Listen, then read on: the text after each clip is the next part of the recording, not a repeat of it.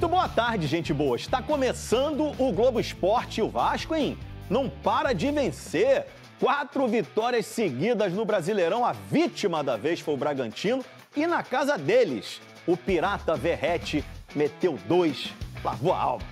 Oi, boa noite. Opa, pode parar a musiquinha que não teve gol do Ryan, não.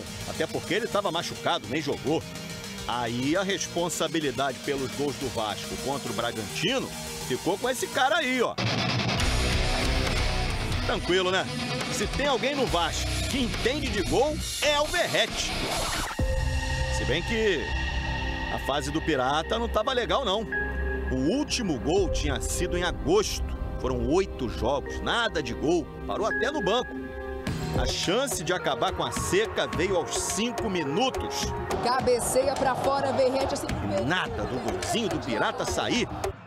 Até que aos 27, Piton mandou pra área, a bola chegou no Verrete e... Chega na bola pra tirar o Cleiton, fecha o gol pro Massa Bruta. Defesaça do Cleiton, hein? Ou não? Olha o auxiliar lá no canto, levantando a bandeira. É gol do Vasco. Mas entrou a bola, é gol de Verrete, é gol do Vasco.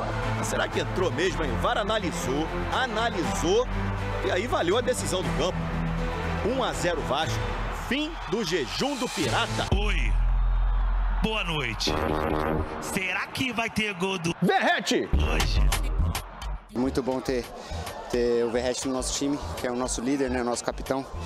E ver ele marcar novamente é motivo de orgulho para toda a equipe. O Bragantino ainda tentou uma pressãozinha ali no segundo tempo. Mas o Vasco da Gama de Fernando Diniz pratica o futebol. Aí, tabelinha esperta entre o Coutinho, Verrete e o Matheus França. Cleiton saiu do gol, PH chutou e quem tava lá para conferir? Boa noite. Será que vai ter gol do Verrete! hoje? 2-0 Vasco, 2 gols do Pirata. Não há uma fase quando você é o Verrete. A gente também tem que entender o momento. Não havia um momento bom. O time começou a ganhar e é isso. Eu me sinto importante estando dentro e estando fora do campo. E meu trabalho serviu ao Vasco, seja no lugar que seja. Mesmo na fase difícil, o Verrete é o artilheiro do Brasil na temporada. 26 gols, 3 a mais que o Flaco Lopes do Palmeiras. Ídolo da torcida, prestes a ser papai de novo e ainda dando show na pista de dança, hein? O homem é completo, saiu de campo aplaudido. E assistiu essa jogadaça do Andrés Gomes. O colombiano pegou a bola lá na defesa, botou na frente. Cadê que alguém pega? Quando o zagueiro achou que o Andrés ia parar, ele invadiu a área e serviu o GB. Mas que arrancada do Andrés Gomes, hein? Mais um que joga e dança. O vascaíno tá viciado em ser feliz, né? Já são 4 vitórias seguidas e a vaga na Libertadores, ó, tá cada vez mais perto, hein?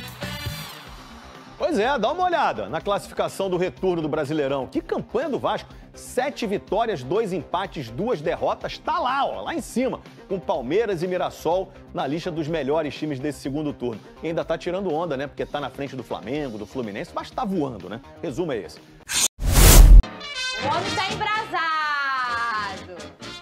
Ele tá feliz. Olha as canjicas dele, Vene. Engraçado que eu achei que era você que ia mostrar as canjicas hoje, não? Não, eu não. Hoje não. Hoje é a vez dele. Muita gente achou também. Eu também achei. Lucas Pedrosa, o que falar do seu Vascão, Lucas Pedrosa? A máquina. A máquina. O time do momento. O líder do retorno. O colossal Clube de Regatas Vasco da Gama. Se preparando para a Copa do Brasil. Eu espero que chegue lá sim. Ai, me dá até medo, Pedrosa. Vene. Tá jogando muito cedo, Até entendeu? lá muita coisa acontece. Tá muito cedo, cara. Falta um mês e meio. É muito cedo mesmo, muita coisa muda no futebol, entendeu? Mas, falando sério, eu acho que O Vasco fez um grande jogo contra o Red Bull Bragantino. Eu acho que, principalmente na fase defensiva, apesar do Vasco ter feito 3 gols, do Vasco ter vencido por 3-0, que é um placar sonoro, principalmente jogando fora de casa, contra o Red Bull Bragantino, que vive uma fase bem ruim no pós-Copa, mas é um time organizado, é um time que tanto é que faz parte da primeira parte da tabela do Campeonato Brasileiro. Eu acho que o Vasco ontem fez um jogo muito maduro, equilibrado, que era uma coisa que eu sempre buscava cobrar do Fernando Diniz. Com a bola, o Vasco sempre jogou bem com o Fernando Diniz, sempre criou oportunidades, sempre teve ótimos jogadores que conseguiam fazer o Vasco também abrir o placar ou marcar gols. Defensivamente, essa equipe, principalmente antes dos reforços, ela tinha muita dificuldade de conseguir segurar jogos, ela tinha muita dificuldade de ter uma postura defensiva boa e ontem o Vasco deu uma aula na fase defensiva. Tanto no primeiro tempo, depois do gol do próprio Verratti, e não é coincidência, cruzamento do Lucas Piton, gol do Verratti de cabeça, uma coisa que a gente já viu diversas vezes aconteceu de novo, não foi de cabeça, mas foi um gol que o Verratti completou ali, e aí a bola entrou, assim, acho que resta pouca dúvida naquele lance ali, o Cleiton vai pegar a bola lá dentro, gol do Vasco. O Bragantino, naturalmente, iria tentar o empate por estar jogando dentro de casa, mas o sistema defensivo do Vasco funcionou tanto, o sem bola do Vasco no 4-4-2 funcionou tanto e de uma forma tão equilibrada que o time conseguiu segurar o resultado sem sofrer. O Léo Jardim praticamente não fez defesas dentro da partida. Vira para o segundo tempo, nos primeiros 15 minutos, acho que o Vasco também continuou sofrendo, mas soube sofrer. Por ter um Robert Renan vivendo uma grande fase, o Carlos Cuesta que caiu como uma luva, o Barros que é um monstro nessa composição, mas quando eu digo esses 3 nomes é muito por conta do reforço que eles trouxeram para o time do Vasco da Gama. Só que de forma geral o sistema defensivo inteiro jogou de forma equilibrada, marcando em bloco médio, o Verratti fazendo também uma boa partida, não só com a bola pelos 2 gols, mas também sem a bola, enfim.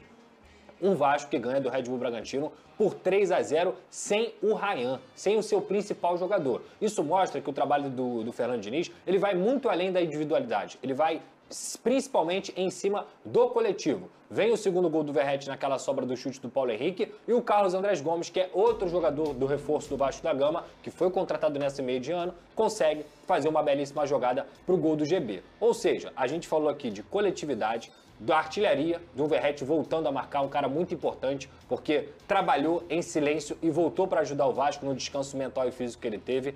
Da zaga, que foi também reforçada, da base, Barros, da base, GB. Então é o Vasco que tem coletivo, individual, base e um trabalho do Fernando Diniz, que também culmina na boa janela que a diretoria do Vasco fez. Então, cara, é um momento de fato de lua de mel. É o momento de um Vasco que não vivia isso desde 2012. Semifinalista da Copa do Brasil, líder do retorno do Campeonato Brasileiro, um time que acumula 6 vitórias nos últimos 7 jogos, nos últimos 12 jogos só tem uma derrota, então é um time que realmente está numa sintonia muito fina, a torcida fazendo a festa lá em Bragança e vai fazer em São Januário no próximo domingo contra o São Paulo.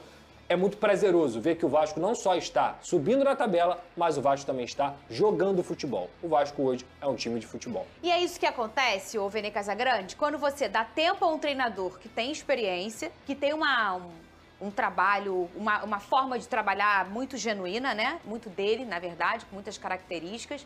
E quando você também tem uma segunda janela muito positiva. O Vasco conseguiu equalizar tudo isso. E aquele problema defensivo, que era uma coisa crônica há uma década, pode dizer, Pedrosa, há uma década? Mais de uma década até. Uma coisa crônica, porque quando não era na zaga, era no gol. Até o Martins chegar, o Vasco foi rebaixado 2 vezes até achar um goleiro. Depois é zagueiro, aí o Medel dá uma apoiada ali, mas é uma coisa nessa questão defensiva, ele resolve um problema crônico do Vasco da última década, que é a defesa, né? Fernandinho, as contratações foram certeiras. E foram certeiras por quê? Porque o Fernando Diniz participou desse processo de negociação, esse processo de escolha desses atletas. O Fernando Diniz selecionou, entendeu quais jogadores poderiam se encaixar ao estilo de jogo dele e esses jogadores chegaram, assumiram a titularidade no setor defensivo que eu estou me referindo, juntamente com o Cauã, que era um jogador também que ele observava, provavelmente viu... Treinou, na primeira passagem, o Cauã era do Vasco. Conheci, então fez também essa solicitação da diretoria para buscar esse jogador de volta de um empréstimo e esses jogadores chegaram e assumiram a titularidade e, obviamente, ajudaram bastante a equipe do Vasco. Hoje, até mesmo um torcedor vascaíno me parou na rua e falou: Vene, por que você acha que esses zagueiros chegaram e já jogaram e parece que eles jogam há tanto tempo junto? Porque são 2 bons jogadores. Jogadores bons vão se entender rápido. eles não vão precisar de muito tempo para pegar um entrosamento. E é o caso do Robert Renan, é o caso do Carlos Cuesta. Esses dois jogadores chegaram e assumiram. Agora, apesar do bom momento do Verratti diante do Red Bull Bragantino, a gente não pode destacar aqui o bom jogo do Andrés Gomes. Uma partidaça dele. Inclusive, ele deu uma assistência, assim, um jogador que chegou e assumiu também essa posição, digamos assim.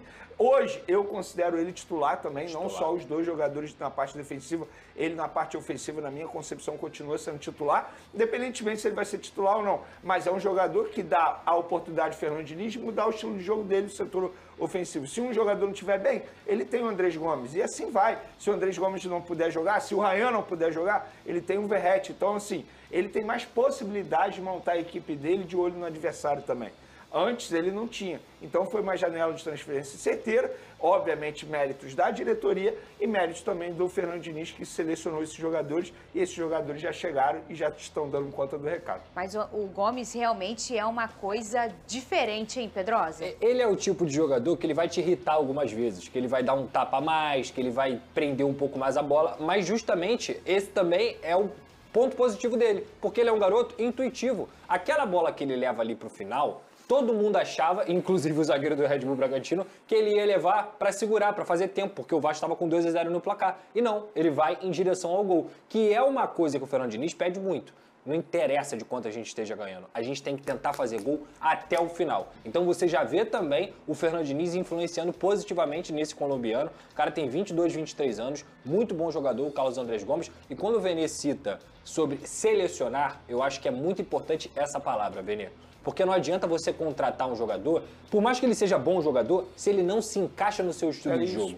E o Carlos Cuesta e o Robert Renan foram selecionados a dedo pelo Fernando Diniz. Esse cara aqui, ele compõe exatamente o que eu quero como estilo de jogo. O Carlos Andrés Gomes é outro. Sabe qual foi o argumento que o Fernando Diniz utilizou para poder contratar o Carlos Andrés Gomes? Que inclusive foi uma escolha diretamente do Edmar Lopes. Eu vou fazer o que eu fiz com o Arias com você. Vou fazer você chegar à seleção colombiana. Ele convence o jogador. Ele convence o jogador. E o cara fala assim, opa, esse cara realmente fez o Arias estar na Premier League hoje e chegar na seleção colombiana. E esse cara vem pro Vasco por conta da conversa com o Fernando Diniz. Então assim, tudo que ele está conversando e conversou com esses atletas está acontecendo dentro de campo. O Vasco tem chance de ganhar o título. O Vasco hoje é um time que joga um futebol muito brilhante dentro do Brasil. E esses caras abraçaram a ideia. Que é uma coisa que a Fernanda deixou muito claro também. Quando abraça a ideia, meu camarada, é muito difícil segurar. É muito difícil segurar. Porque às vezes o treinador é até bom, mas não dá liga. Em alguns, por uma questão de ambiente. E a gente vê que o Diniz tem uma identificação forte com o Vasco. Ele tem uma relação muito positiva, né? E a forma até dele ter sido escolhido pelo presidente Pedrinho, numa hora que ninguém estava acreditando no Vasco, no Pedrinho. Todo mundo começou, o quê? Fernando Diniz... Pô, né? Muita gente, a fila do perdão estava quilométrica, que já distribuíram a senha, o povo já entrou. Fala, Vene. Tem um bom exemplo no futebol brasileiro, isso que o Pedrosa mencionou, de fazer contratação por apenas ser bom jogador. Por exemplo, pega a primeira janela de transferência do Cruzeiro no começo do ano.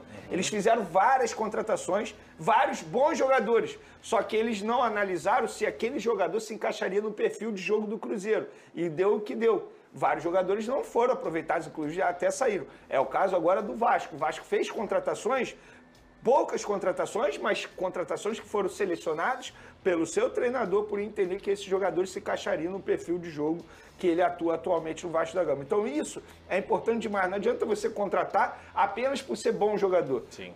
Esse bom jogador vai se encaixar no estilo de jogo do treinador? Isso é importante também. O Atlético Mineiro também é assim. É assim também. Cheio de jogador bom. Vai pegar o elenco do Atlético Mineiro, é uma maravilha. Só que tem coerência de trabalho naquilo ali? Não. Matheus França chegou muito bem. Inclusive um deles, Dudu, foi pra lá. Exato. Foi pro Cruzeiro, depois foi pro Atlético Mineiro. E a mistura é, além disso tudo, de você ter, tipo, as trocas de treinadores de uma forma incessante, e aí o cara vem, escolhe um jogador, vai embora, o jogador fica. Ou ele tem um tipo de jogo que um encaixa e depois não encaixa mais. Ou também a falta de critério pra contratar. Sim.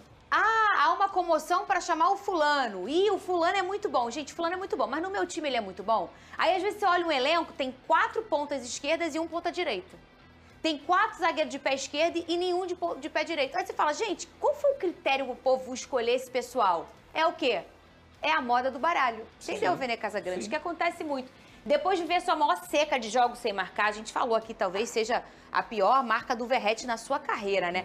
O Verratti garantiu 2 gols ontem e briga pela artilharia do campeonato. Foi mais uma vez decisivo, né, meninos? Tá aí, ô Pedrosa e Vene, você de casa, artilheiros do futebol brasileiro em 2025. Eu tô falando do Brasil inteiro, todas as competições. O Verratti tem 26 gols. Geralmente a gente vê aqui algum time do Nordeste, porque como lá Tem a Copa do Nordeste, e aí depois vem pra cá, e aí o Nordeste no Campeonato Brasileiro e às vezes também Sul-Americana e tal, a gente vê geralmente no Brasil assim.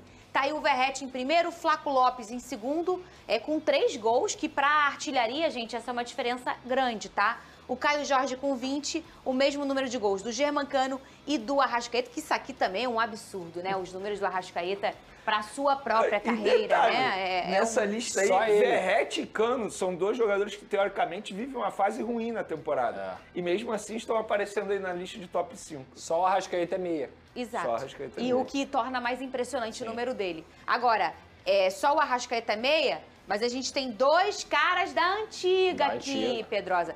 A gente fala aquele típico camisa 9. O Cano precisa de uma bola, um toque na bola para fazer o gol. Ele é fazedor de gol. E o Verratti, idem. Ainda mais quando a duplinha dele, que é o Lucas Piton, aí eles têm minutagem juntos. Porque aconteceu, eu até comentei aqui, o Piton volta, começa, e o Verratti entra e o Piton sai. Se lesionou. Eles estavam voltando juntos, mas não estavam tendo minutagem. E aí agora, deixa os dois sentarem no restaurante pra bater um papo, ô Pedrosa. Cara, assim, é o que eu falo, eu já não acredito em tantas coincidências no futebol. Acho que o futebol tem a ver com trabalho, com o dia a dia, com conversa, com entrosamento.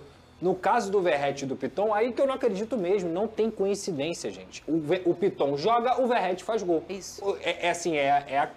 O arco e a flecha, o tempo inteiro. E ontem foi a mesma coisa, você falou sobre o primeiro toque, os 2 gols do Verratti foram em um toque só. Tanto o gol que ele faz o primeiro, quanto no rebote no segundo. Então é um cara que merecia essa volta por cima, é muito trabalhador e estava sentindo muito esse momento também. Foi importante, ainda bem que o Fernando Diniz entendeu que ele precisava ser preservado e ele volta do jeito que a gente precisava, do jeito que a gente sempre falou aqui.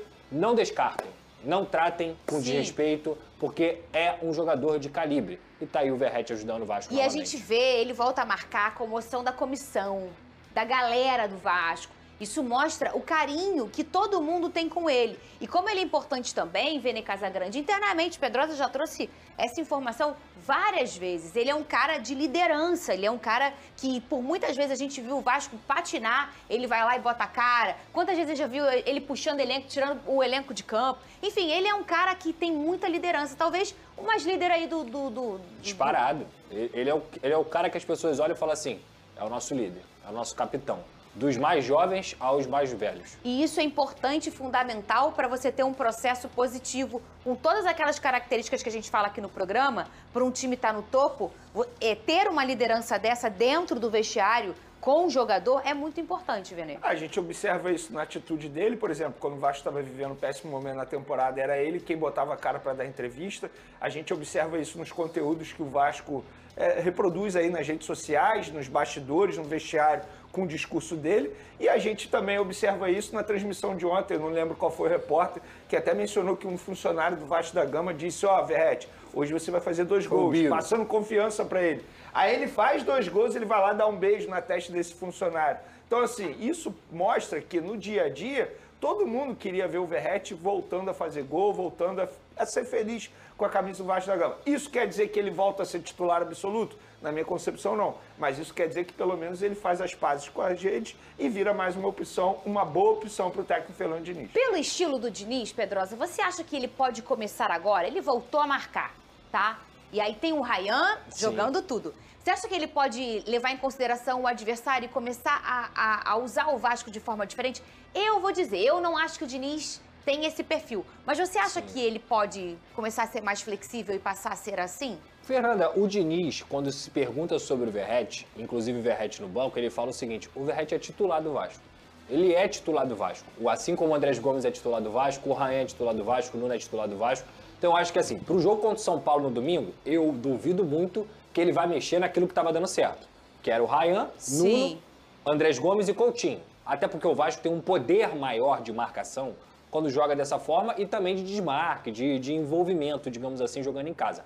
Mas eu também não duvido que no jogo que ele achar que o Verratti tem que jogar, ele vai colocar o Verratti e não quer saber de nada. E tá tudo bem, porque essa é a grande característica de um grande elenco, é você ter opção. Acho que o mais importante pro Vasco hoje, manter no segundo tempo aquela inconsistência que a gente falava bastante, no segundo tempo o time morre. Isso não tem acontecido mais, porque ele tem opções no banco. Ontem entrou o David, entrou o Matheus França, entrou o GB. Que inclusive pegou. Revelação, joia, já não é mais o Ryan. O Ryan é uma realidade. O Ryan tá pronto. O GB que agora tem que ser encarado como uma joia, como uma revelação. O Barros tem que ser encarado como uma revelação. Então, quanto mais opções o Fernando Diniz tiver, melhor. Acho que o Verratti tem que ser titular contra o São Paulo? Acho que não, tem que voltar o Ryan. Mas o Verratti tá ali pronto para ajudar e que luxo ter o Verratti no banco. Olha isso, ontem o Vasco chegou à 4ª vitória seguida. É a 2ª vez desde 2012 que isso acontece. Olha a arte aí na tela, você até falou, o melhor momento depois de 2012. 4 vitórias seguidas do Vasco. 2012, Vasco 1-0 no Botafogo, Vasco 1-0 no Atlético Goianiense, Vasco 1-0 no São Paulo, Vasco 2-0 no Santos. 2024, Vasco 2-0 no Fortaleza, 2-1 no Internacional, 2-0 no Corinthians, 1-0 no Atlético Goianiense. Isso aqui não foi ali na reta final? Foi com o Rafael Paiva. Foi julho. Ah, tá. Julho e agosto. Depois daquela estreia com o São Paulo, não? Foi perto dali. Foi ali, perto não foi? Dali. Foi. Que aí o Estrela jogou a beça. Minha memória tá falhando, não. Foi por ali, né? Isso mesmo. E aí, em 2025, agora tá aí 4-3 em cima do Vitória, que ainda tava naquela fase de fazer gol e tomava. E tomar. Faz um gol e toma. Tem que fazer 3 pra ganhar. O GB fez o gol da vitória nesse jogo. É verdade. É o gol que o amigo... Em 4 jogos, 2 gols. Cruzamento de quem? Foi de quem? Confesso que eu não lembro. Piton. Foi do Piton? E voltou nesse dia, não foi? Voltou da lesão? nesse dia. Vasco 2-0 no Fortaleza, Vasco 2-0 no Fluminense e Vasco 3-0 no Bragantino. Ou seja, se fosse o Verratti, era o Verratti fazendo gol na área. Muito provável. E a gente falou isso nesse dia que eu comentei. Eu falei, poxa, o Piton entrou e o Verratti saiu. Aí ele falou, provavelmente... Inclusive, você trouxe a informação nesse dia que o Verratti passou instruções pro GB? Passou, tem um vídeo do Piton, do Verratti falando assim, ó, mexendo no vestiário e mostrando pro GB como ele deveria se posicionar dentro da área. E o que a gente repara aqui nesse recorte recente, Vene Casagrande, é um Vasco que não leva gols. Palmas pro Vasco. Quem diria, Vene, que a gente ia chegar nesse momento, neste programa? Esse 2025 realmente tá uma loucura. Tá diferente, né? Olha aí, Vene Casagrande, não tomou gol. Não, mas isso é mérito do Fernando Diniz, obviamente, é aquilo que a gente mencionou. Após a chegada desses 2 jogadores, eu acho que foi crucial para o técnico ele poder ajustar o setor defensivo. E o Fernando Diniz, ele está tendo aquilo que todo treinador sempre busca em uma equipe. Equilíbrio. Você ser bem na parte ofensiva e não levar gol. Isso é muito difícil no futebol brasileiro. Ele sai do 0 ao 100. Ele sai do tenho que tomar 3 gols para ganhar, para não tomo nenhum gol. Isso não é uma coisa assim, tomei um gol, agora não tomo mais. Ele sai do 3 pro 0. Isso é Fernando Diniz. Meu Deus do céu. 880. Ô, Cris, saudades não? Do seu ex? Falou baixinho. Ele tá com certo receio, hein? Tá. Dezembro tá chegando. Eu que tô, Cris, com receio. É logo ali, né? Logo já ali. tem Papai Noel nas lojas. Se é Vasco, tá na colina.